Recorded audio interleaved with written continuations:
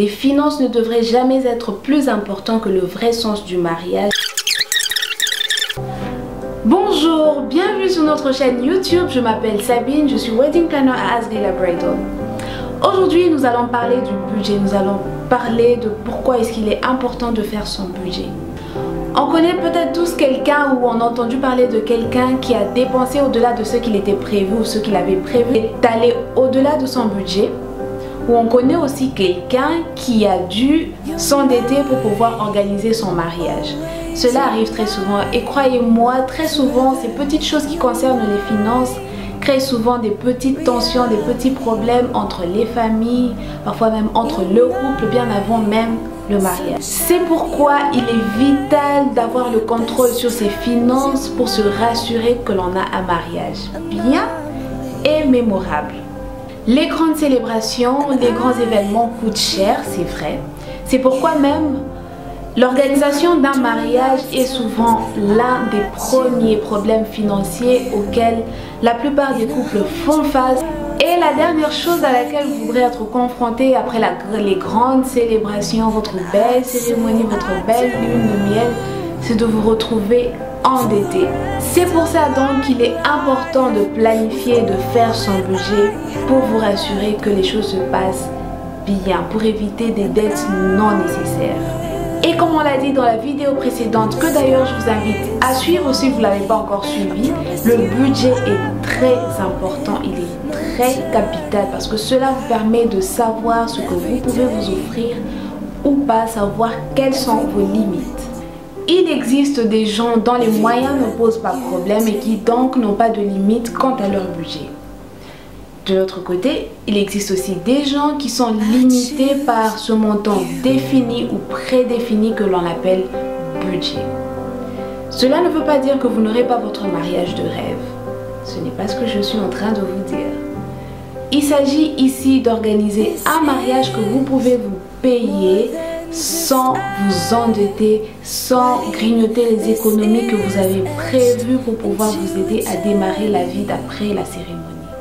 Alors, peut-être que vous avez déjà un compte Instagram ou Pinterest avec beaucoup d'images, des photos téléchargées ou pinées, des choses que vous voulez vous offrir, des choses que vous voulez acheter, des choses que vous voulez avoir pour votre mariage et vous pensez à ce fleuriste là, vous dites les photos que j'ai vues dernièrement de ce fleuriste, moi je veux la même chose pour moi. Vous pensez à cette robe design dont vous avez toujours rêvé depuis que vous êtes petite, ou vous pensez encore à cette cravate que vous avez vue dernièrement dans une boutique où vous dites mon mariage c'est l'occasion rêvée pour avoir ces choses là. Je vais vous donner un conseil et je vous en prie, écoutez-moi. Ne dépensez pas un seul franc, ne dépensez pas un seul dollar avant de savoir combien vous avez, avant de savoir combien vous pouvez réunir, avant de savoir qui va contribuer ou qui peut contribuer. On me demande souvent, Sabine, combien il faut pour organiser un mariage? Je n'ai pas de réponse précise à cette question, mais ce que je peux vous dire, c'est que tout chiffre peut organiser un mariage. Tout chiffre raisonnable peut organiser un mariage, tout donc dépend de votre budget. Il y a un bon nombre de choses qui peuvent vous aider à fixer votre budget, notamment le lieu, le style, la saison, le nombre de vos invités, etc. Il est donc important de prévoir un budget général avant de commencer à organiser votre mariage. Pour répondre à la question de savoir combien de temps ça prendrait pour pouvoir organiser un mariage, moi personnellement, et cela n'engage que moi, je conseille souvent à mes clients d'organiser leur mariage sur une période de 8 à 12 mois. Mais tout dépend de vous. Ce que je vous recommande, c'est de prendre une période de 8 à 12 mois pour pouvoir organiser votre mariage.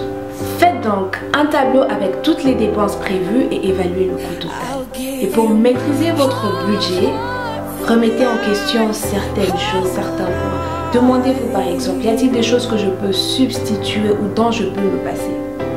C'est l'occasion de redéfinir vos priorités. Pour finir, les finances ne devraient jamais être plus importantes que le vrai sens du mariage ni de la célébration de votre amour. Alors, quel que soit votre budget, parlez-en avec ceux qui peuvent ou veulent contribuer. Asseyez-vous avec votre fiancé et prenez le contrôle de vos finances. Le tout dernier conseil que je vous donne, c'est de ne pas planifier votre mariage en fonction des images que vous trouvez sur internet avant de savoir si votre budget le permet ou pas. Merci de nous avoir suivis. Si vous n'êtes pas encore abonné à la chaîne, avant de partir, je vous en prie, faites-le, abonnez-vous et cliquez sur la cloche de notification afin de savoir ou d'être au courant à chaque fois que nous allons poster une nouvelle vidéo. D'ici là, portez-vous bien et que Dieu vous bénisse. I'm all in, no turning back. And every day, every moment, and every breath you take